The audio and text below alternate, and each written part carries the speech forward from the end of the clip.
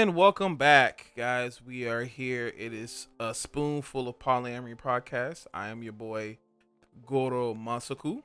I'm Asanidragonscale. But not freaking forget it. All right. So we're back again, guys. Thank you again for watching the last couple of episodes. As we continue to grow, we're just here to share our experiences in polyamory and share stories. And soon we will be having a couple of guests, and we're excited about that. So, picking up from our last conversation last week, we started going over boundaries. So today we wanted to kind of cater to that conversation and kind of pick up on what our boundaries are for our relationship, and what, for those who are kind of new to polyamory, what you should probably do when it comes to setting boundaries, because that's a very big thing. A lot of people are not aware of that, but it's a very big thing for you to do so. So, first things first. You gonna rock, paper, scissors on who goes first? Rock, paper, scissors. I thought, shoot, what are you doing? What? We always do shoot. I forgot that. Are you high, bro? No, I'm just tired from last night. All right, man. You ready to try this again? Yes. All right. 1, 2, 3, shoot. 1, 2, 3, shoot. 1, 2, 3, shoot. 1, 2, 3, shoot. All right. My streak is over. So that's you. Alrighty. So, why don't we go over real quick why boundaries are so important? Okay, so boundaries are very important in polyamory, mainly because communication is the biggest part. Let's just talk about that first. Communication is the biggest part, but setting those boundaries and letting your partners know what those boundaries are helps things like jealousy from happening. It helps the idea of like cheating. Would you agree? Yeah, kind of. It keeps the bad like stereotypes that are attributed to poly. Like, people aren't poly because they want to cheat. They're not poly because they want to do whatever the hell they want. If they want to go ahead and do that, they'll do that in a monogamous or polyamorous relationship, regardless of what you are. Yeah. I think the biggest thing is definitely to work. It helps with communication. It helps prevent things like jealousy. It helps prevent those people who think that polyamory, yes, is something of that nature, but it's not. But it just helps you mentally overall. It helps your mental state overall in going into any relationship. It's not even just polyamory, it's just any relationship. Setting boundaries is what you need to do. What you are or not okay with is important. So with polyamory, it's a little bit, I guess you could say, there's more extensive thought put into it. Yes, more extensive thought, because, well, this is supposed to be you talking, by the way, not me, but yeah. Okay, but I posed a question. Okay, I'm just making sure. But yeah, what are boundaries to you in polyamory? Boundaries to me are stating what people are and aren't comfortable with. So did you look up a definition this time? No, I did not. Okay. Because that should be a pretty clear thing on its own. So I think one of the most important boundaries that we have is we don't rag on each other in a negative way. We're not here to go after each other to be hurtful. If we rag on each other, it's literally just us playing around. Yeah, back and forth. Yeah. Yeah. Playful banter. Yeah, like Yep. anything we do, we shoot each other, is always playful banter. And I know there's times I have to, give you those reassurances like, are you mad at me? And I'm like, no, I'm literally shooting the shit with you. So to clarify that is because in one of my previous relationships, I literally could not tell the difference between us fighting and us like bantering back and forth. Yeah, no. And that is definitely a big thing. I try to make sure that if anytime we have those moments, I'm normally smiling, because one of my biggest things is one of my biggest boundaries, actually. I will never yell. I will never yell at you for not doing a thing, for something not happening. I will never yell. My pitch will rise for something I'm excited about, or like if you're like, what the fuck you mean? You know, like it'll do that. Mm-hmm. But like I will never aggressively point at you and say, why the fuck you didn't do something, because that's just not me. I had one partner who anytime something didn't happen, they would yell at me.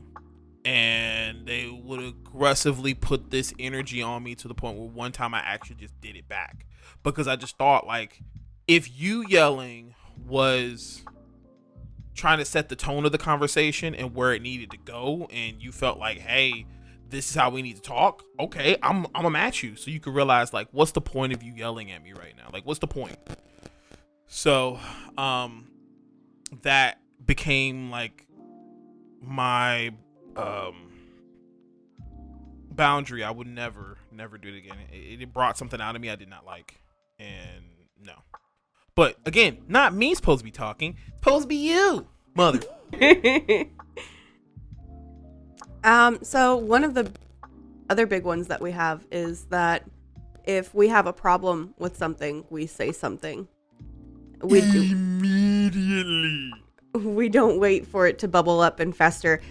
There are times where me specifically, I'll take like a day or two to mull over why I'm upset over the situation. And then I'll be like, hey, can I talk to you about something that's been bugging me? Mm-hmm. And we'll have a conversation. Yeah. But I don't go, this thing you did really f***ed me up. I've done that. You have. But I don't do it in a way that is...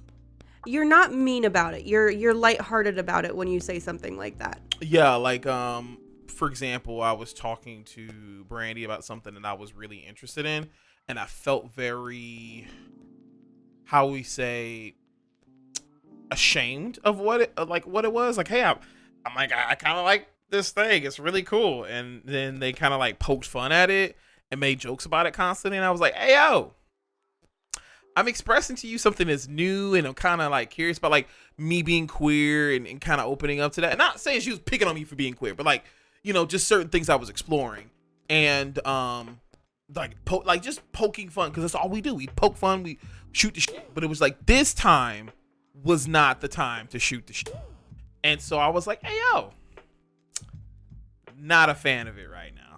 Just wasn't a good time. And she apologized, but it was just like, it was something that was sensitive to me. That's what I was looking for. Mm-hmm. It was sensitive to me at the time. And we're always so in the playful banter that they didn't realize that it was sensitive. Mm-hmm. There you go. Yeah.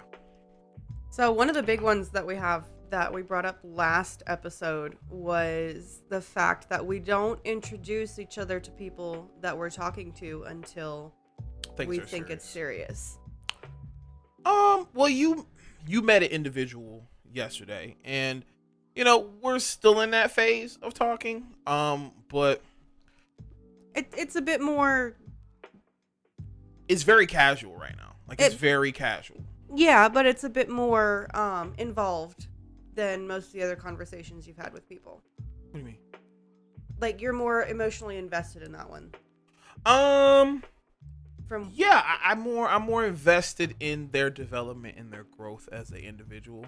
They are like their first relationship is a polyamorous relationship. Mm-hmm. So like seeing them develop and grow as an individual, that's what I'm more excited about.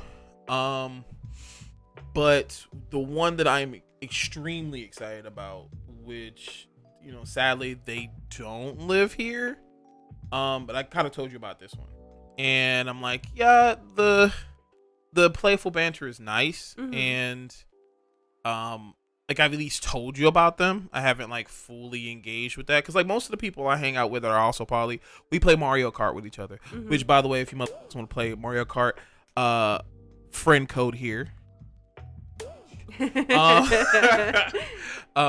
yeah, like that one's kind of like, I really want that to grow before that happens, because I just kind of like how when I was with my previous person in November, like I didn't do anything in that nature till like a month, right? Like a month in the relationship, and I was like, finally I feel comfortable with exploring that with you.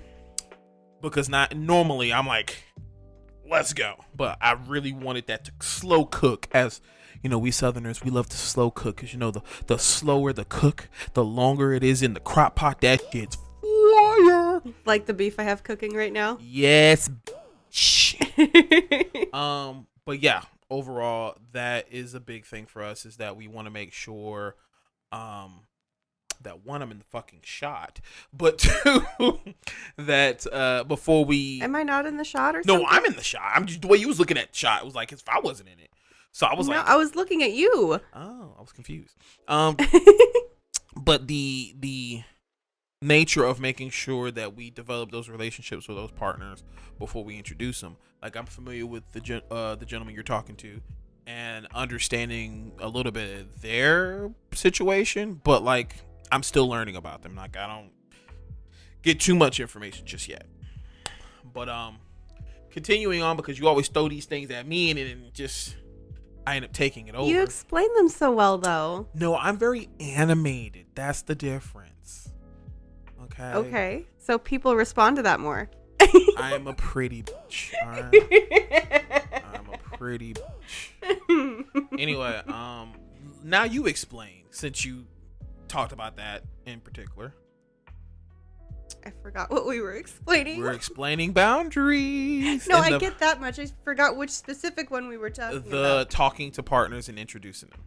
Okay. Well, you kind of covered it all already. Well, I mean, you kind of were specifying your previous relationship and why you kind of did that.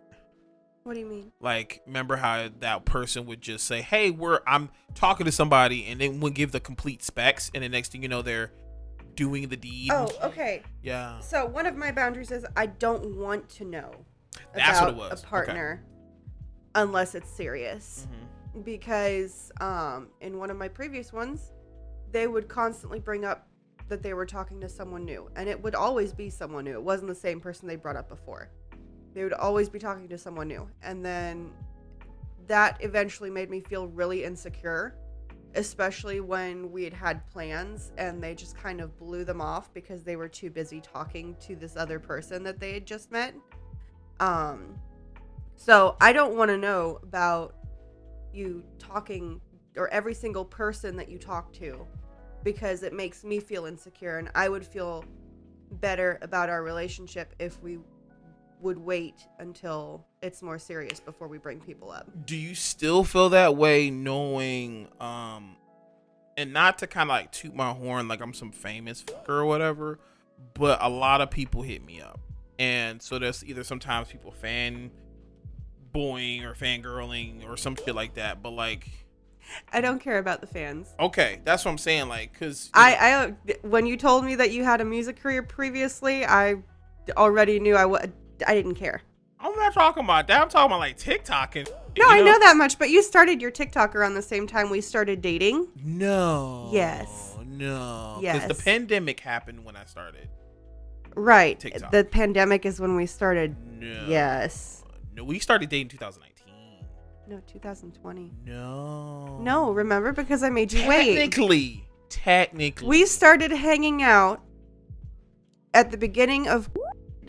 But no, but remember, you asked me out December, and then went into the next year was when COVID happened. No, that was prior. No. We started dating in 2020. I just realized we can't say. What do you mean? You can't, because apparently when you say it, the video immediately becomes a awareness video, so I have to censor it.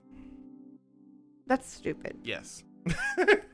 That's really stupid. It is. But no, remember, my relationship with him didn't break down until the beginning of quarantine. No, wait, because no, when we were staying in that, okay. But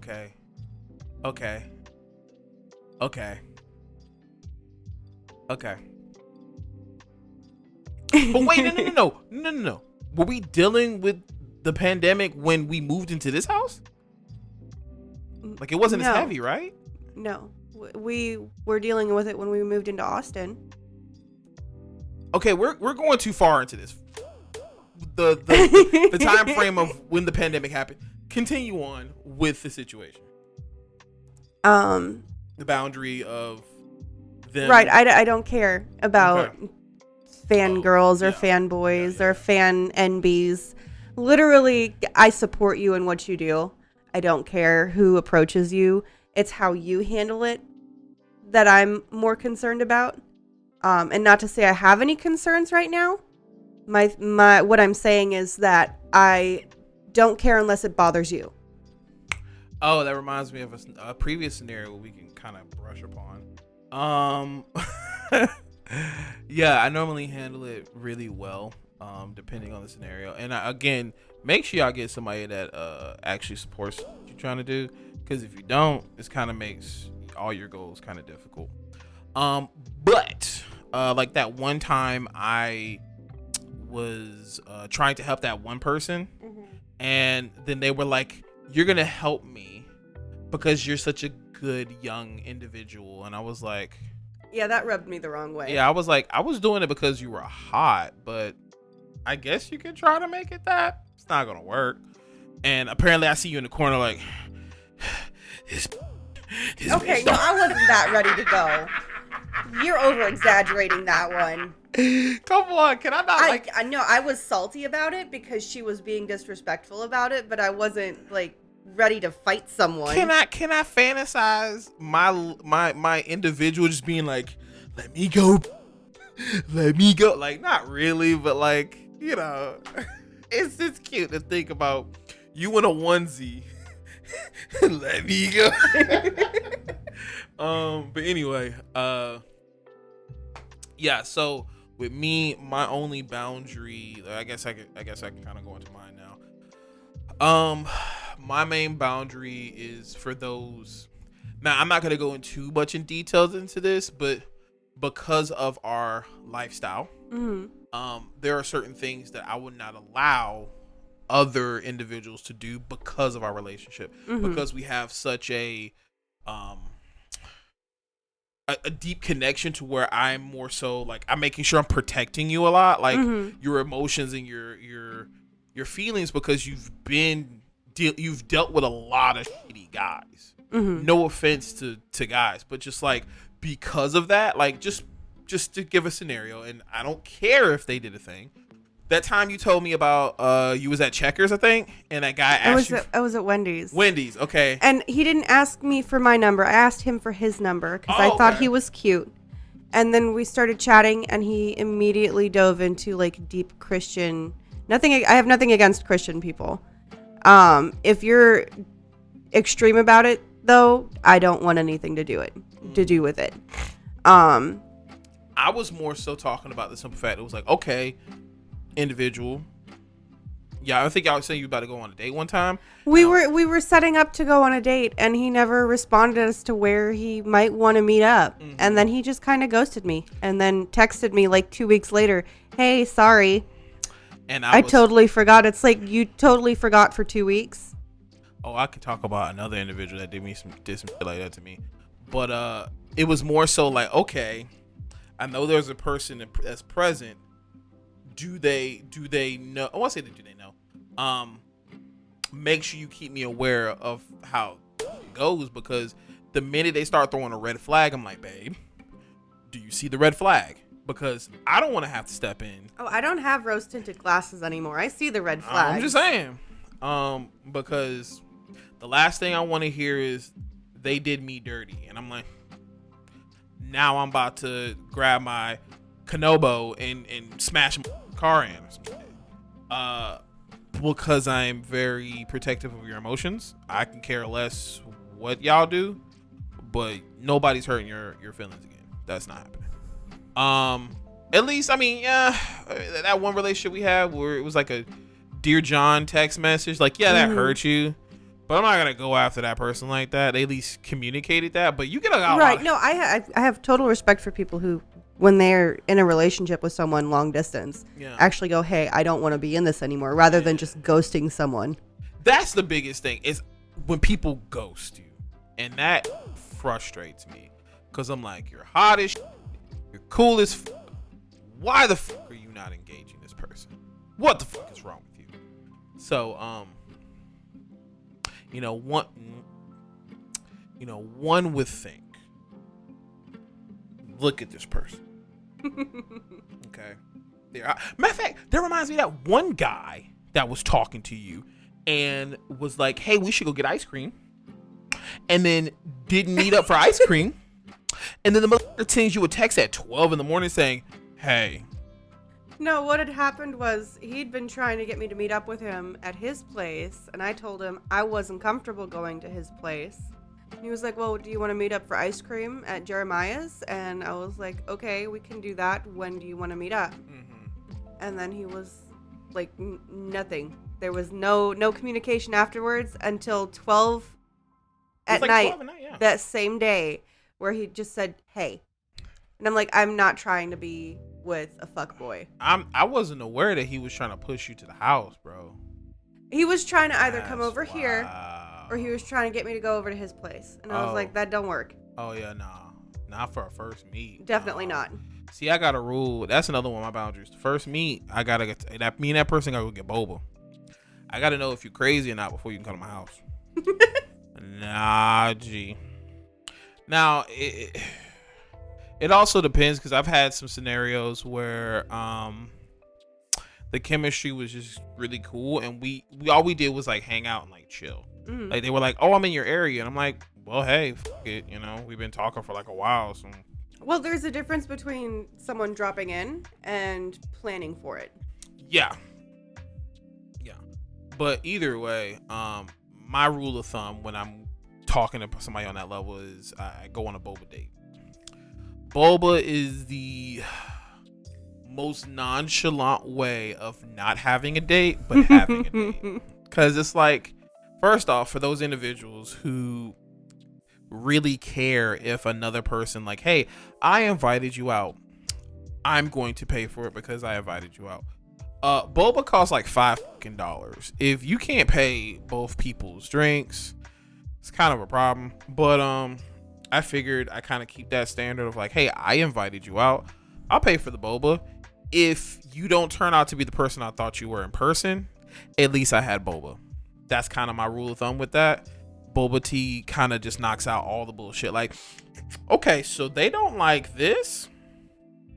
All right, I'm out. But hey, this brown sugar boba tea is fucking slapping, Like that's kind of how I think of it. And a couple of my friends, after I told them that, they've kind of stole the routine and just said, yo, that's a really, because it like, think about, like, the reason why I do it is because, when you set up a date, like when you go on a dinner, you go to a movies, like, there is a huge expectation now. Mm-hmm. Like, oh, because we went to dinner, now we might have to go somewhere afterwards. So, oh, we went to the movie. That's one of the things that irks me about dating nowadays is it's all quid pro quo. The fuck you mean? It's like you have to put something in, and they expect something out of it. Like let's say I go on a date with a guy. Mm-hmm. And he pays for dinner, mm-hmm. There is this expectation that I have to sleep with him now. That is what I hate about dating culture right now, is that it's very much hookup culture, and I'm not interested in it. And that's kind of one of the reasons why I eliminate that by getting boba tea. Because I don't want you to think you have to do anything. Like, this is just two people going to a location and getting tea.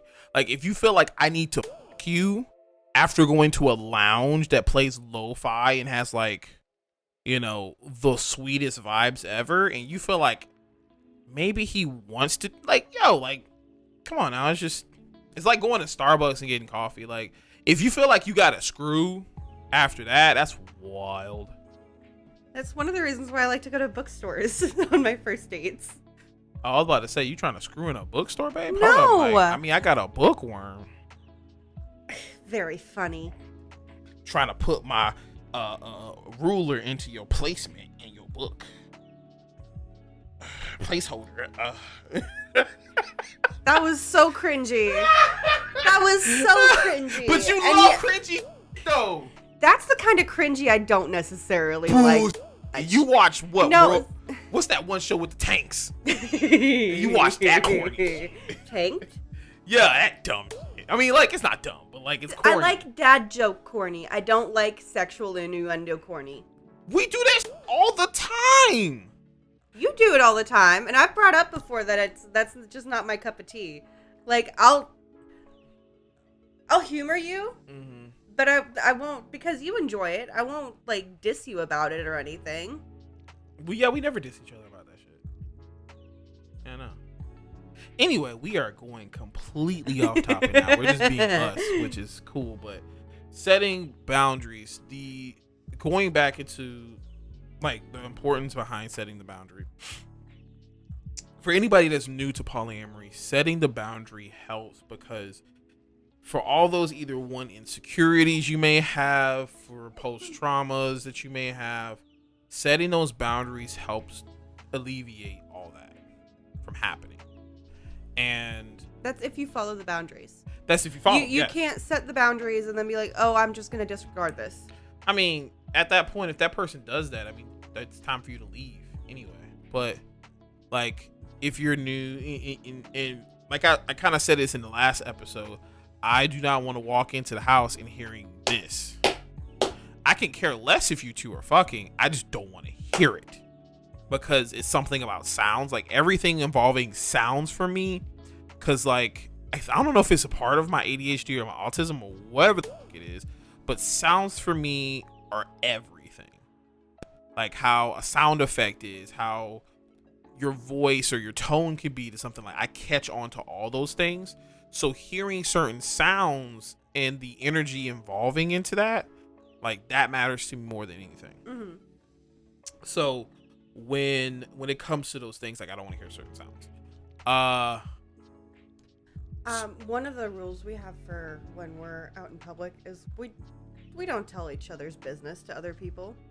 What are you talking about? Like, if we have a problem with each other and we haven't spoken to each other about it yet, we don't go out and complain to someone else about it. Oh no, we talk about that first. But before we kind of go back into us, like, we're talking about, like, for those people who are new to poly, like, setting those boundaries. So it's a real good rule of thumb to utilize a list that I have created called needs, wants, and requirements.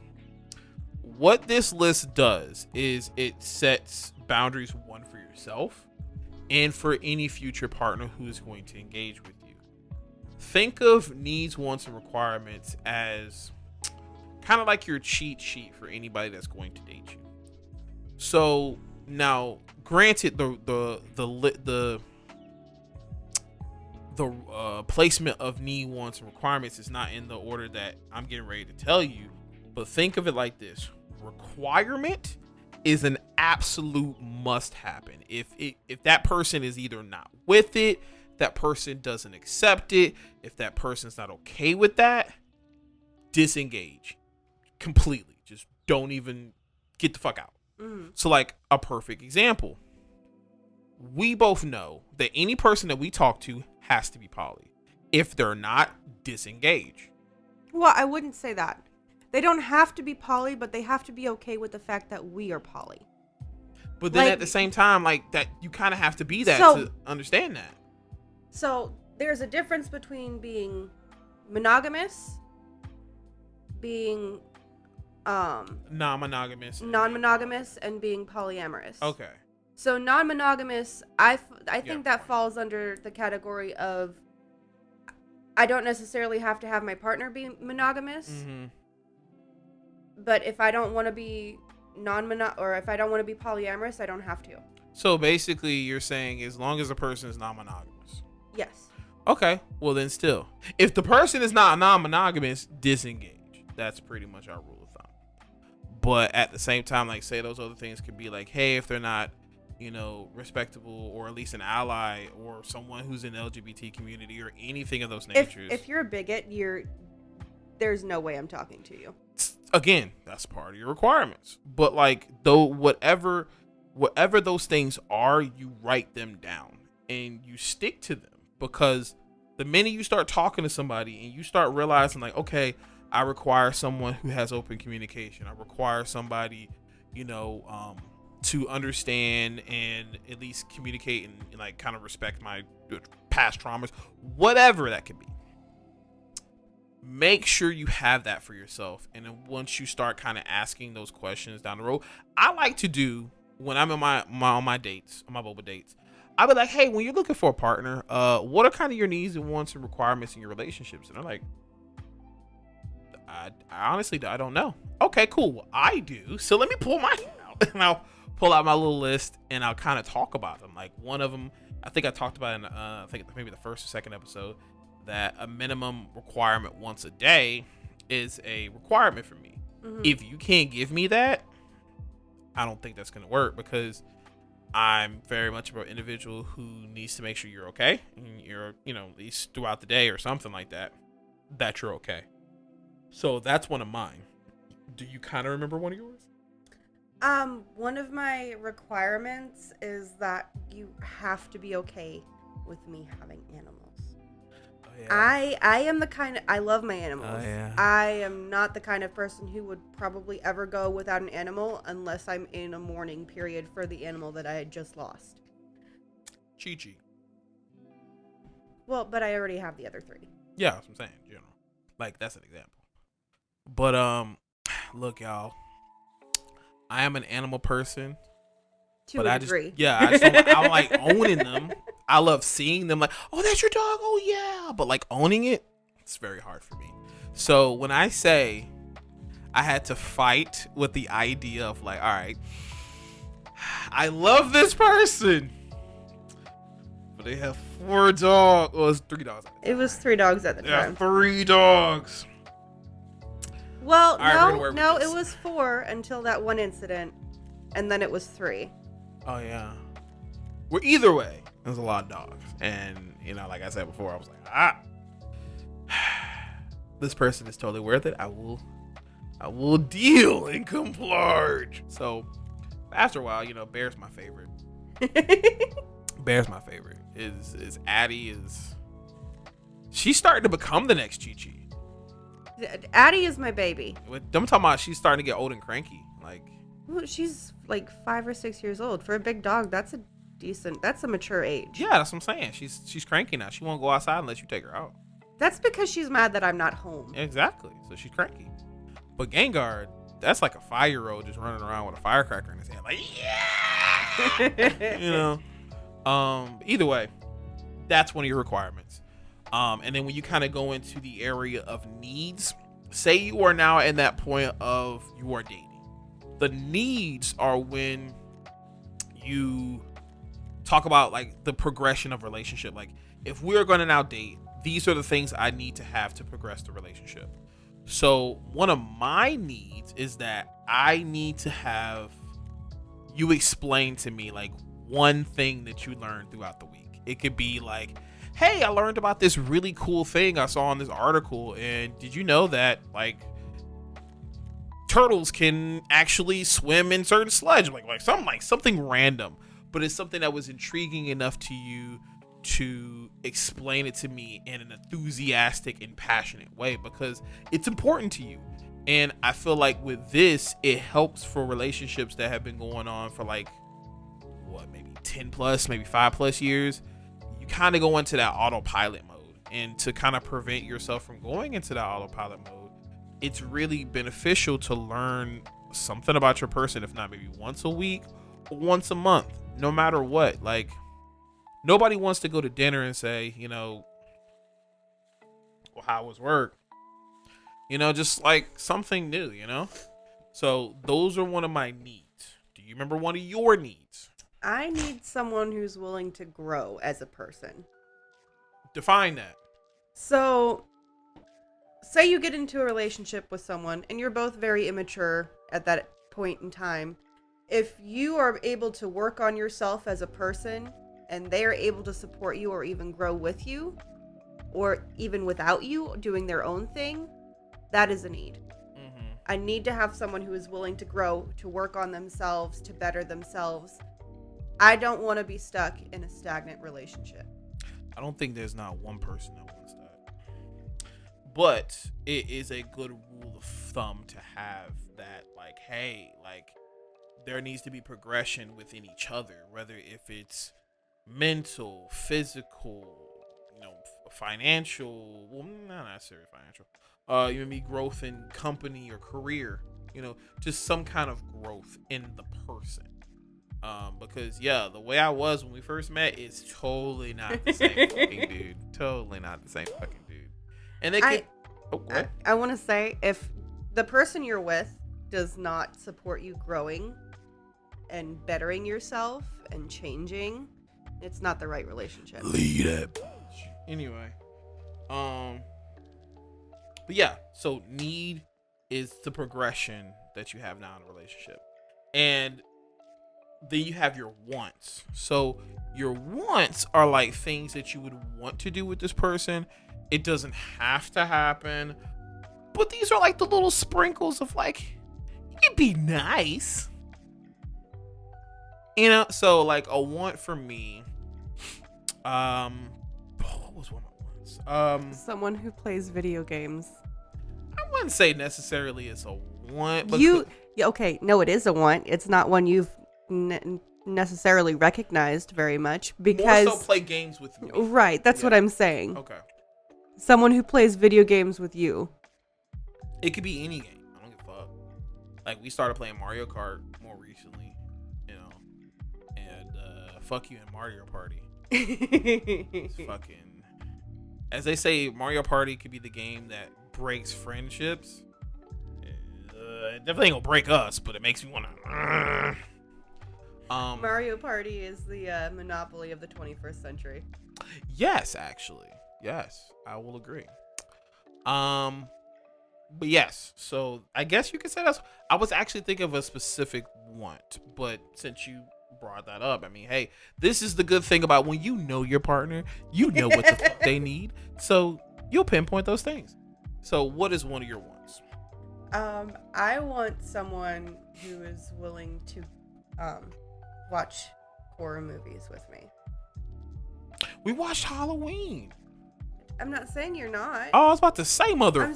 As a general rule, I want someone, I want someone who enjoys doing things with me. I like slashers, man. I don't like psychological horror. Like, it's annoying. I kind of like psycho horror. Yeah, no. But I very much prefer the body horror. I prefer me some Ghostface, some Chucky, some Michael Myers. Not a big fan of thrillers. Yeah, no, thrillers are just no. Like, I will say the phenomenon of those webcam horror movies, like Friend Me or something like that. And you know what I'm talking about? Like the Unfriended, something like that. You know what I'm talking about? Unfriended, yeah. Yeah, that one. I can't get behind any of those because it's like, this is fabricated. Like, come on. Okay, but the quality of those was pretty good. I mean, yeah, because you have all you have everything behind. Oh, okay, no, for what they were working with for the premises of the film, it was a pretty good film. I'll agree, disagree. Anyway, going back into, the nature of needs, wants, and requirements. Think of needs, wants, and requirements like an ice cream cone. Now, the cone is required, or the bottom, whatever the cup, whatever the fuck it is, ice cream is required. Because cone can be exchanged for a cup. But I would say you need a base regardless to have the. Because, I mean, are you just going to have ice cream in your mouth? What about ice cream sandwiches? Okay, how about this? All right. Ice cream is the requirement. The need will be the cone or the cup. Yes. Whatever. Your requirement is the ice cream. Your need is the cone. Your wants can be like the jimmies or whatever it makes the ice cream special to you. It could be cookies, it could be chocolate, whatever. But you're not always gonna have them, but sometimes you want them. I just kind of went on out with the fly, and then they kind of altered that for me, but that's okay. Either way, getting back into the reason behind needs, wants, and requirements was because, like I said before, it does help set those boundaries for yourself. It helps set boundaries for your partners in the future. So if you're like, hey, these are my needs, wants, and requirements. That person now has literally the cheat sheet for you as a person, and all the things you need to have a relationship. If you tell them this list, and granted, we don't expect you to remember everything, but if you tell them this list, and as they're going down to that list, and they're like, yeah, I can't do that, depending on the level of where you have it at, you have the right to disengage or engage. That's all I'm saying. It helps, because I know some people, what they'll like to do is like, I don't like to tell everybody everything, because then they'll probably walk out. Honestly, might be best, because if they walk out because of something stupid, they weren't interested in you as a person. Well, to me it's like holding a grenade and you took the pin out. All right, and that sometimes some people may react to this thing, whether it could be sexual history, it could be trauma-based history, because mental health. It could be mental health, whatever the case may be. If you feel like that is something that is going to set off the grenade, and that person may react a certain way, let it out and see how they react. Because if you're trying to find life partners, I truly feel that. But some people feel like their trauma is something that you really want to wait a long time for. How you date is how you date. But like, I know with me, anything that I go through, I tell everybody straight up, so that way you have no reason in the future to say, hey, I didn't know that, or I didn't expect that. A perfect way I like to see about this is, think of Spider-Man 2 when Mary Jane knew Peter Parker was Spider-Man. And she was like, I'm totally here for you. I'm here to support you. And then suddenly she knows he's Spider-Man and knows that he has to go out and save New York all the fucking time. And she was like, I didn't know this was going to be full fucking time, bro. Superheroes don't sleep. Yeah, but what I'm saying is, you have that information and you are like, suddenly, oh, I didn't expect it to be like that. But I mean, it's open for debate. If you guys in the comments feel like, some of those things that you kind of keep close to the hip, if you don't feel like letting it out, kind of explain why. You could say like, hey, maybe it's a little bit too personal for me. Maybe because I don't want to let that person run away. Let me know, because I know everybody else is different. I don't like to speak on behalf of everybody. I just kind of like to speak on my experiences and what I like doing, so that way nobody ever feels blindsided. I just had to ask that question. Anyway, and go. So I had to cut something out, but just certain things in general, we don't like letting everybody know. Do you feel comfortable with kind of letting those things out immediately, or do you wait kind of For the most part, I tell people about it. Like, for example, I have severe chronic depression. Mm-hmm. I do have generalized anxiety. Mm-hmm. And I do have ADHD, and I'm pretty sure I'm somewhere on the autism scale. I'm very open and honest with that. If that scares someone off, it wasn't meant. Wasn't meant to be. I guess it also serves as like a maturity meter. Mm-hmm. Like, if I tell someone this and they want to take a couple of days to like think about it and go over with themselves whether they're okay with it or not, that's something different. But if they're like, oh, I can't do that, without a thought, without any consideration, like I respect that you're upfront with the fact that you don't want to deal with it. Mm-hmm. But it also shows a level of immaturity. Mm-hmm. Mm-hmm. I mean, that is a good way of thinking that, like, or taking that, and anytime you like kind of engage with anybody. But overall, just for anybody that's new to being like in a polyamorous relationship, it is very important to set your boundaries. That's the first thing you want to do. Whether if you're sitting down and saying, hey, I'm not okay with this, I'm okay with that, no matter what, you need to do it before you start engaging anyone else. I honestly suggest, because this is kind of what we did, we made sure we were good before we started seeking out other people. Right. We worked Yeah. on ourselves before.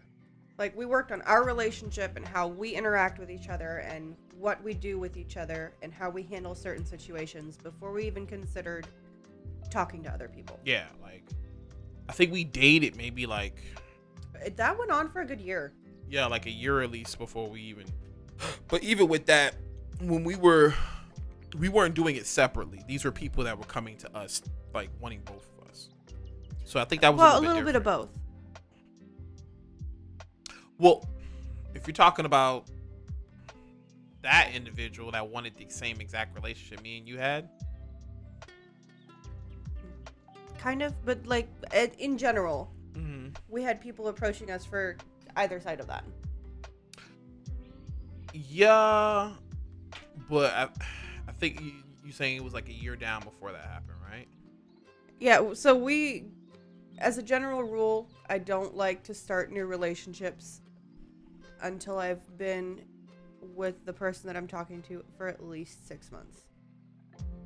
That is, Yeah, 'cause that you're is still minimum. fucking growing, man. Right. If you're not able to grow your relationship, if you're not secure in your relationship with someone, you shouldn't be talking to other people. Yeah, like we know, hands down, ain't going on over here with us. Like, there's no fault over here.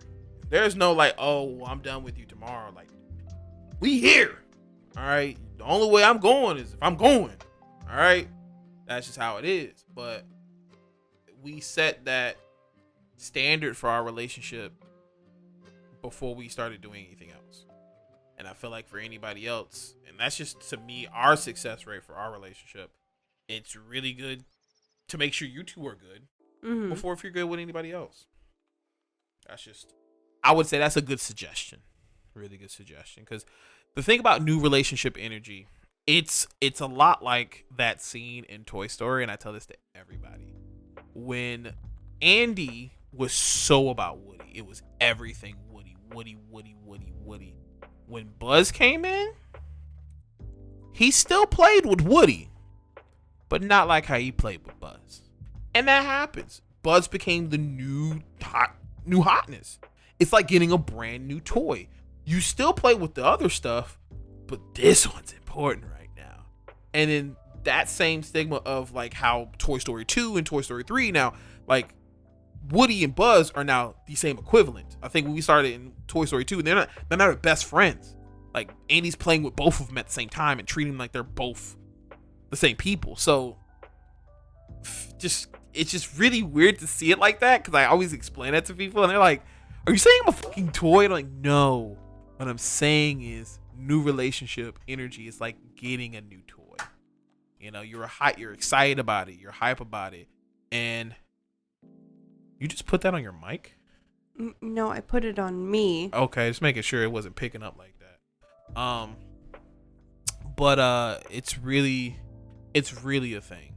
New relationship energy is really like getting a new toy, no matter what it is. But yes, it's a good rule of thumb to at least be in those relationships for almost like you can do it as long as you want to. We just did a year. General rule of thumb: until you are secure in your newest relationship, don't talk to other people. Yeah, because a lot of people like to cowpoke, and that's not what you want. You don't want that. You don't want that. You don't want that. So, like, say for anybody I'm currently talking to, if I, fully go into a relationship with them, I would kindly let the other people know, like, hey, I'm maybe devoting a lot of my energy into this. Respectfully, just let them know, like, what's going on. So that way they don't feel like, well, you kind of just fell off now. Like, no, I'm just spending a lot of time with this individual. That's just kind of what I do. I mean, shoot, when I was in that last relationship, that's all we did was hang out. That's all we did. There was like 3 to 4 days they were just here, just rocking it. And it was to the point where I was like, the person they were living with was like, are you coming home? Yeah, like, you're here every day. And it's like, yeah, man, we just kicking it, So, it happens. But setting those boundaries for your relationships immediately, first thing. Two, before you start engaging with other people, make sure your relationship is secure first. And what will we say is another thing? Oh yeah, create your needs, wants, and requirements list. Do that. I challenge all of you to do that. I'll even post mine in the description so that way you can see it for yourself. Just so you can have an example. But make sure you quote me on that because this is on the internet now and this is the source. So got that from me. But yeah, so setting the boundaries for your relationship. What do you think people after couples set their boundaries, do their list, and make sure they're good? What do you think is next? You think they just keep rocking it, keep doing your thing? If there's problems that are brought up because you made your list, you should talk to your partner about them. Okay. You don't sit there and go, oh, well, this is one of my needs and you're not meeting it. Have a discussion about it instead of just breaking things off right away. Mm-hmm. If there's no way that this person is able to meet that need or that requirement, then maybe the relationship isn't as good as you thought it was. I would say on the level of importance, because if it's a need, right, if it's a requirement, we got a problem. But yeah, no, you have a point. Making sure you kind of go over those things, and your needs and your wants and your requirements are always going to change throughout the year. So that's why I always tell people, put a note in your phone, make it a list, because if you start realizing like, you know what, I think I'm going to start requiring this if I'm going to engage with people. I have my needs, wants, and requirements in my notes on my phone. Yeah, because I made you do that shit. So that way you're like, what? I remember Mystique was telling me about, and I'm not gonna go too detailed into this. They were telling me like once I did my first class of teaching about it, they sat there and it was like the person they were dating at the moment was like, this don't do none of these. Hey yo, I'm gonna have to. And they're probably gonna talk about it when they get here, but they were just like, this don't do none of these things. Hell no, what the hell am I doing? So it was super funny. I was like, damn. She's like, your needs, wants, requirements made me break up. Cause I had to sit there and think like, yeah, this motherfucker do this shit. So it was funny. But yeah, what do you think we should talk about next week? Because now we have brought up for those people who are kind of new, setting up the boundaries, establishing your relationship first, even making your own needs, wants, and requirements list. So if you're not in a relationship, you should make a needs, wants, and requirements list. Yeah, it's good to, unless you're still in that phase of just going out and having fun and not really necessarily looking for relationships. There's nothing wrong with having the list, even though if you're doing that, like you can go out and have fun and like do whatever you want, but having that list as a reference for when you are ready to settle down. Yeah. But that's what I was about to say. Like the need to bring it out. If you're just going out there to have fun, you don't really need to bring it. It's when you obviously are trying to find those partners. Are you yawning on me, bro? I told you I was very tired from last night. You yawning? Yes, I am. Because we were up until 3 a.m. No, I wasn't. We was up till like 1. No, we were up. We went to the show. We went to the show. We got food. We came home. We kind of each did our own little thing for a while, and then we went to bed. You went to bed quick, so I don't know what you're talking about, bro. You was gone immediately. We was watching that video, and all of a sudden you were just like, "This video is nice." No, you were watching something, and I was listening to it. Just because I wasn't actively engaging with it didn't mean I wasn't paying attention. Yeah, and then we went to the bed and then started watching it, and you just went straight to sleep. Yeah. Yeah. You know why? Because I was like, oh, you're not going to sit up here and watch it? And I turned the bed into sleep mode, and I went to sleep. Because remember, it was reclined up. The bed was reclined up, and then you sat on your side. I said, oh. What? Regardless, I'm still very tired from last night. Well, you That know, was a fun show, though. yeah, we ain't gonna talk about it, but well, no, I might. You know what? I'm gonna make a blog. I'm gonna make a blog in the future. I've been talking about it, kind of blogging some of the things we do, because I know, like, with social media couples, everybody likes to see, well, how are they like when the camera's on? How are they like? You know, I'll see about that. Not revealing too much, but like, I don't video you much because you got a fucking Android. You don't need to. It needs to be an iPhone. I don't like iPhones. Well, you can't touch one anyway. You're allergic to apples. Yeah. So only That's why. Matter of fact, you shouldn't even be able to breathe right now. An iPhone is looking at you right now. Okay, smartass. Like, how are you fathoming right now? Like, how are you existing? No, what I was saying was I don't video you that often because you don't like having your picture taken randomly. No, you like doing that shit when I'm driving and you're like, I want to take a photo of you. And I'm like, simply just like this. And I'm like, bro, that's the weirdest photo. But I love those candid shots. But it's like, bro, I'm like, so, because you know I mean mug when I drive. So I'm like, and so you're just like, and I'm like me mugging like in the seat. So I remember you put that in your profile on like one of the dating sites, and I'm like, babe, this makes me look like an asshole. Like I'm some mean prick. No, it just means you're focused on what you're doing. But I do that a lot. I focus on it too hard, man. Like my like, and it's a thing that Asani does sometimes.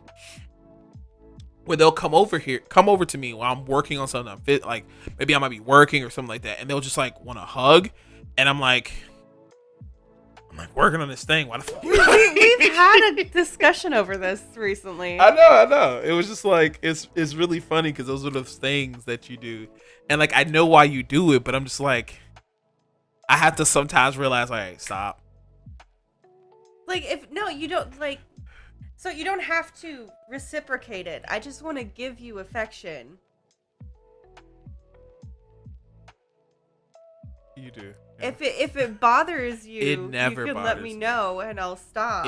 It never bothers me. It's just, I guess it's my brain that's like so focused on the task. I don't know what part of me is that, whether if it's like my autism or whatever the case may be, but I do have those moments where I'm like, I just don't want to be touched, bro. I'm focused. But then I realize, I'm like, yo. Do you feel guilty when you don't reciprocate? I feel guilty when I don't give you the same affection back.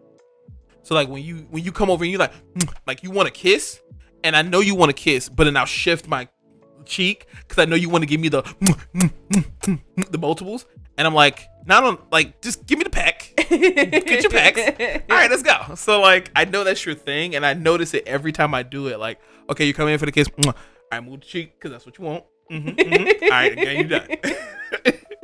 So, I kind of notice those things. And, you know what? That could be the next episode. Noticing those quirky things about your partner. Okay. Yeah, I mean, I can't really say like that has to be involved technically with polyamory, but like, matter of fact, yes, because you can talk about the things that are different from your partners that you noticed. So like, I like being able to brag about my partners. Like just in general, like when they do something cute or when like one of my things for when you have a metamor is I love when I am able to sit there and just gush about you with them. Elaborate. So I like to support my partners and I like to brag about them and I like to talk with people about my partners in a positive way. Know what I'm saying? Like, give me an example. That's what I meant. Give me an example. Not elaborate. Give me an example. So like with C, we would sit there and be like, oh, he's so handsome. And you'd sit there and you'd be like, no, I'm not. Oh yeah, That kind of stuff. Yeah. Or like, Like, isn't he just so great? No, Yes. no. Like when you always be like, I appreciate you, and I'm like, I don't do shit. Which is a fucking lie. I'm just saying, like, literally, it's literally in that sequence. They'll be like, I appreciate you, and I'll be like, I don't do shit. Because I just don't feel like I do shit. I do what I'm supposed to do as a partner. You don't take compliments. I don't. Literally, I have a lot of people say that you're hot, and then outside of the people who are telling me those comments in my IG, and I know those are bullshit. But whenever somebody gives me a compliment of like you're hot or like you're adorable or whatever, I'm like, no. And it's not like an insecure thing. It's just I always feel like I can do better. I can always be better. So the version of me they see right now and they say like, hey, you're hot or whatever, I'm like, but I could be better. I could do better. And I don't know if that was me and being immersed in Japanese culture, because that's a big thing they do, is they always feel like they're very humble. Very humble. And learning a lot about their culture growing up. It's kind of one of those things, like I kind of push it on myself. And so let me put it this way, and people are gonna give me shit about this. I want to be able to simp over my partner. What's wrong with that? I simp over you all the time. Like last night when we took those photos, I was like, God damn, fucking Asani's hot as shit. And I'm just like, me. You're gonna have to post one of those photos now with the video. Okay, I got no problem with that. Matter of fact, I just put it up right here. Put the photo right here. But yeah, you look at you and I'm like, yo, man, hi. I mean, you're wearing black lipstick, so you automatically just have my attention. You see, that makes me feel good about myself, because I was feeling very unattractive yesterday, which is why I switched my outfit before we left. I mean, your second outfit was, definitely very fitting for where we were going. It was, yeah. But I liked the dress I was wearing before, and then I saw myself in the mirror and I was like, I don't really like that very much anymore. I don't like me very much at times. And my partner being able to handle that, not really handle it, but like accept that there are days where I don't feel as good as they think I am. Mm-hmm. That is something that I absolutely love in a partner. We are very photogenic as a couple. That's what I feel like we are. Like I will brag about that way. We take a photo good. Mm-hmm. We take a photo real good. And whether it's us being, I remember the post I did where I was like, oh, look at our eyes and the horns. I was like, ha, we both have it. Ha, and I zoomed in and shit. So, like, I love those moments we could do that, because those eyes weren't very flattering on me. They were nice on you, but they look demonic on me, which I love. The fucking demon that I am. But yeah, I will say we definitely take good photos. And that's the one thing I'm trying to get more into, because I know you love doing your little photos and stuff like that. But like, I told myself, I was like, yeah, we need to capture this. And I'm terrible at capturing moments. I'm terrible at it. I'm to the point where I was so bad at it that I'll be like, I want to keep the memory here, right? But then I realized when I look back and I start looking at photos of us, I'm like, wow, this photo is from like 6 months ago. This photo was like a year ago. And I'm like, damn, we don't take no fucking photos, man. So I was like, all right, I got to change that. So when we go out, I got to change that. It's like when we went to improv and then we went to that, just trying to take photos and take those memories with us. I'm glad I got a keychain from that. I still have the keychain from when we went to the fairgrounds when we first started dating. When I used to wear fitted hats. I don't wear not single one fucking hat in that. I still have the photo in the keychain that we got from that time. It hangs on my wallet. Do we still got the Biggie Smalls one with me? Like the paper? Somewhere. They drew me. We broke the glass on that. Yeah, dude drew me and he made me look like Biggie Smalls, and I was like, this is an honor, but also fuck you, because like you're saying, I'm junky, which is true, but fuck you. What else? Oh, so like how the proposal video that I made for us, mm-hmm. That was such a difficult thing for me because I was like looking at the video idea and the concept. So I take more photos than you do. Yeah. But a lot of the photos that I take are of us together. Yeah, which helped, And then I remember I started taking videos before, and you were just like, "What are you taking a video for?" I'm like, "Nothing, just taking a video, sharing." No, honestly, when like that one video that you took that you put in there, where I was playing on the computer. Oh, I was talking about the one we was in the car. Well, no, I get that, but 9 times out of 10, when you're taking videos, I think you're taking photos. So I'll stick my tongue out at you. Oh yeah, cause that's you. It's you. But yeah, no, like when we used to go to the beach and take photos like that. We just I think we haven't been to the beach in forever. Well, when Mystique and them come, we're supposed to go on the Saturday before our event. I don't know if you want to do that because I don't know if you're going to be exerted out of energy and stuff. So, as long as I am up early enough to go do the dogs that I need to do, and then we can go to the beach, and then I can go do the dogs again when we get back, and then we can do our event. Well, I mean, I figured y'all gonna be needing naps. I don't need no nap. Oh yeah, I'm gonna need a nap, Yeah, but like y'all I can lame, do stuff bro. beforehand. Y'all lame, bro. Needing naps and stuff. Take some caffeine. Heat exhaustion is not a freaking joke. Take some. Look, man. Look, you at the beach. Put some sunscreen on. I'm German. I literally sweat all the freaking time. I get exhausted really easily in the heat. Man. Well, yeah, because it's cold over there in Germany, right? Yeah, and there's limited sun exposure. Well, welcome to Florida, motherfucker. I've been here over 10 years and I'm still not used to it. Still struggling. I go sit in the sauna after a workout and barely sweat. Like, really, it's weird. That tells you how much genetics have a play and how people react to heat and stuff. Yeah, man, I really need to sweat more. Anyway, besides the point, sharing memories, finding those quirky things about your partners, and gushing about your partner, making sure you do those things. I feel like I'm trying to find the best way to word what we should call the episode. Like, not gushing over your partner, but like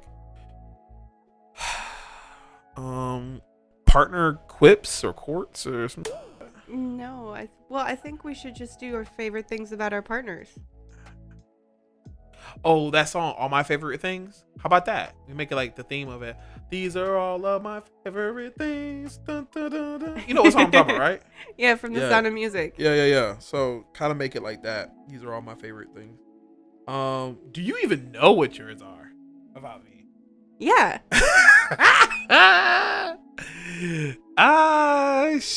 I'm trying to. I mean, I know yours, but I'm trying I brag about you all the time. How about this?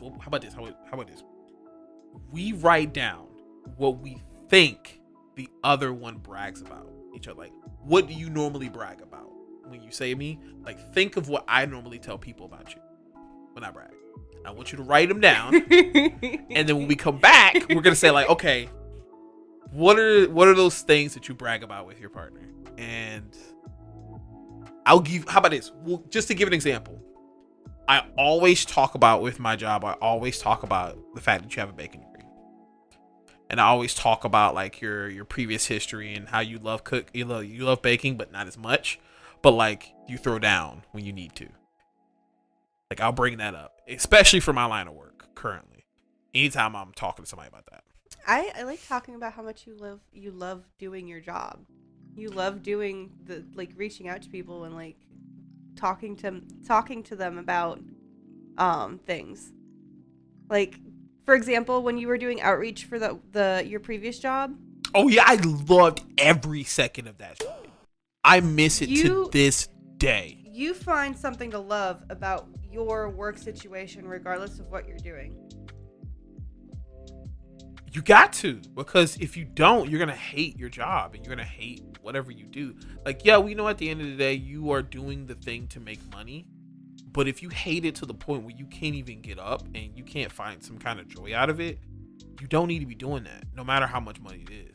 Like, with the current thing that I'm doing, I think the main thing I enjoy is that they are not really big on micromanagement. They let you run your business. Mm-hmm. This is your business. You run your business. And I love that because every other time I was in this kind of role, they would be like, do this, do that. Like, no, they let you be yourself. They let you be your person. And it took me a while to get out of that mindset because I've had so many times where I've been super micromanaged and people all on my neck to where it's like, no, do your thing, bro. We trust your business. And I'm like, are y'all serious? Is that really how it is over here? Stop playing. Like, I have to reassure every time when I ask my boss, I'm like, are you sure? Because I don't know. And I'm one of those people that I live off absolutes. I need to know absolutely if I do this thing, there's not a problem. And I'm doing what I'm supposed to do. Okay. I'll do it. So that's the one thing you brag about? That's one of the big ones that I brag about. That's out of all the things. In today's day and age, like, that's one of the things that I admire about you. Now I'm really curious about this, man. Like, well, you'll just have to wait till next week. No, like that's the exciting part about it, because it's like right now, like I enjoy these conversations we get to have because like we don't generally sit down and talk. So these are our opportunities to talk. And well, I was to be fair, our jobs are very socially taxing. Demanding. Yeah. So it requires a long downtime, a long decompression, which I have no problem with that. Yeah. And I appreciate that you respect the fact that there are some days where I come home and I don't want to talk. Yeah. I don't want to do anything. I don't want to talk. I don't want to cook. I don't want to clean. I just want to be able to have a good time, maybe play a game. And or I may just want to watch a series and just vibe, you know. But regardless, yeah, that's kind of like weird. I think that's another one of my things I'm starting to realize with myself is, you know, individuals that are extremely attention seeking. I'm very much so used to how our relationship is. Even with the previous relationship we had, we all can sit in the same room and exist without, can you hold me? Can you touch me? Like, you know, that kind of stuff. And I understand there are moments for it, but I enjoy the fact that you can exist without needing me on all the time, you know. So, well, let's save the rest of that for next week. Because because right now we're just shooting this is like extra content for these motherfuckers at this point. So yeah, write your little list. And matter of fact, I would love to see everybody else do this. Like, sit down with your person. If you watch this episode, sit down with your person and say, I want you to write down all the things that you brag about people with. Like, what do you think I brag about? We should let Mystique know about this, since they're gonna be here for that episode. Yeah. Well, no, we're gonna do 2 episodes with them. We're gonna do an episode of them talking about like just them and polyamory, what it means to them. And then we can do that. We can include them in that too. But I kind of want to get Spooks and Nuki to do it too. I feel like this can be like something that we do with our guests. It could be a series. There we go, man. See, this is why I didn't turn off the camera yet, because this is like, yeah, we're still rocking, but like we're also thinking of stuff that we can contribute into the conversation of what is our podcast, what are we doing here. Can I just say, I love listening to people when they brag about their partners. That's like something I love doing. Like when someone has something good to say about their partners, because there's so many people who sit there and talk shit about their partners. I'm not nowadays. gonna cap. When it comes to most people that are non-monogamous or poly, most of the time the things I hear they bragging about is always sexual. It's always sexual, bro. I've always heard, like, a good friend of mine that lives up like 2 hours away from here. You know, we were hanging out, and you know, the bragging was like, oh, you know, you see that ass, right? And I'm like, yeah, I see that ass. It's like, yeah, you see their chest. It's like, yeah, it's quite big. I see it. Like, come on, like, so. Oh man, but like, it's nothing wrong with it. I mean, like, sometimes, being able to brag and say like my person's hot, like that's a way of bragging. But like the other things, the other things. I want to hear about someone brag about how good their person can cook. Like that's the kind of stuff that I want to listen to. Like how good are they at what they do? I still believe between me and you are the better cook. I'm more adventurous with my cooking. That's why I say you're the better cook, because you are one who already understands seasonings and stuff like that. Like I understand seasonings too. Yes, I am the rare white person who knows how to season their food. Your face right now. Because I was not expecting you to get like realist for 2 seconds. Yeah, adobo is not spicy for them people. I mean, even though spice is still spicy for them, but yeah. Just because I don't like too much pepper in my food doesn't mean I can't handle. Anyway, because if I'm not sneezing, it ain't seasoned. To be fair, I do put extra spice in your portion. Yeah, damn right you do. But sometimes you take a little kick. If I'm making my chili, yes. What was talking about? We were talking about bragging. We were talking about something. Oh yeah. Feeling who's the better cook. To me it's you. Like I know how I'm very soul food eccentric. Like I know my meals that I was taught. I'm not as adventurous. I'll get adventurous when it comes to sauces. But like I've only been as long as we have dated, you are the only person that has made me adventurous to try new things food wise. So like that shrimp pasta I made that one night. It's because I was like, I make the same. Let me make something I know they will like and appreciate, which is some good steak and a pasta. Two of the same thing. Which is funny because I generally don't eat shrimp. We didn't have shrimp in that. It was the steak spinach pasta. You said shrimp. No, I said steak. No, you said steak, but you said shrimp first instead of spinach. Okay. Surf and turf. All right. But it was the shrimp spinach pasta.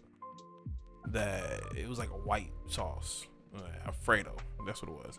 But like, yeah, I don't get adventurous only because of you. I mean, I've only been adventurous because of you. But I still think you're the better cook. I mean, shoot, you taught me how to make pizza dough. And ever since then, I don't buy pizza no more.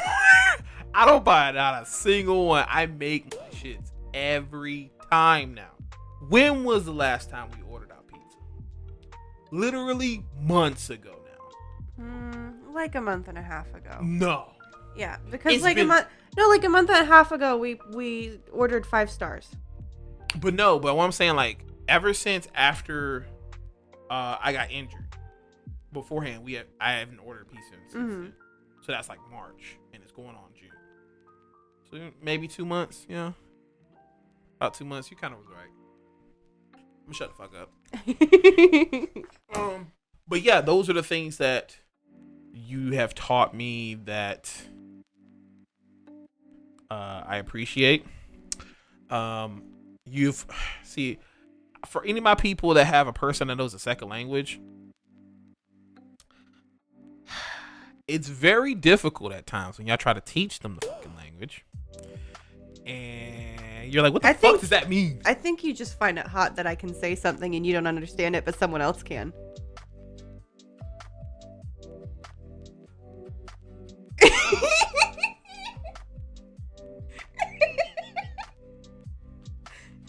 Are you good? What the fuck? Is that it? No. Oh my god. Hold on. I find it.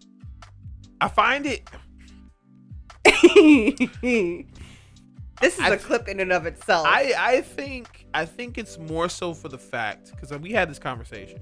I find it really resourceful that you can go to Germany right now, and if nobody spoke nothing but German, you would be good. If I went there, I'm the only things I know is Guten Morgen and sick house, hospital. Krankenhaus. Yeah, Krankenhaus. That's the only thing I know. Well, I actually said that really good. Krankenhaus. Is that it? No, Kranken. Krankenhaus? Kran. You roll your R. Kran. Krankenhaus. Yes. How the fuck? See, I know Japanese. I could do no problem with my tongue. But saying like German is hard as fuck, bro. This is hard as fuck. I don't know how you do it. That's hard. Like I think Schmetterling Schmetterling. Uh-huh. Like, isn't that like pin? No, that's butterfly. Oh, it's butterfly? Okay. Kugelschreiber. That shit, bro. Fuck me, yo. I can't. You can also say Kuli. The fuck is the same thing? It's the shortened version of Kugelschreiber. Kuli. See, like things like Schreibstift. O Genki desu ka? And Genki. Like that's no problem. Like Wagawa Masaku. Kibushio. You know, things like that. Like that. My tongue can easily do that. But German? Nope. Can't. So, Schreibstift is for pencil. Schleifstift? Bleistift, Schreibstift.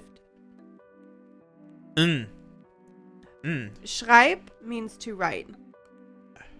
Okay. Stift is stick, writing stick. Okay. Blei is lead, Okay. lead stick. That's kind of like how Latin just like takes words and technically fuses double meanings. Is that, Kind of. That's almost. interesting. I can't really say too much about that when it comes to Japanese because I'm still learning it. But I do find the funniest thing is that the non-formal version of saying yes and no are literally the same thing. It's the inflection. Yeah, it's the inflection. So it's literally an additional letter, and it's the same thing. And I'm like, wow, that's dope. But like, it's simplified. And as a lot of people say, like Japanese is very complex. It is very complex, but certain things like that is very simplified because you look at American language, and that's the like the triple entendres, double meanings for like. There's a reason why English is the hardest language to learn as a second language. Do you know what the first is? You said English is the second. Do you know what the first is? English is the hardest. Oh, okay. English is the hardest language to learn as a second language. Got you. Okay, so what's the second language that's the hardest? I don't know. I think it's German. No. That shit's hard, bro. It always sounds like it's very interesting. I think it might be Russian. I really haven't heard Russian like that. I would say the language that everybody wants to know is Spanish. Because it's like they say it's one of the languages. Well, it is considered a language, romantic language, a sexy language. But so is Italian, and I would say more French, isn't it? French is too. Yeah, I don't know about Italian. I've never really heard anybody say anything hot to me in Italian. That's because most of what people depict in Italian and like social media is like them yelling at someone for something. That's German. Remember that one video? No, that's not just German. They do it for Italian. Yeah, yeah. But I remember that one video. But here's that one video that shows all the different languages, and they were doing things like butterfly. It was like butterfly, and then this, and then all of a sudden you.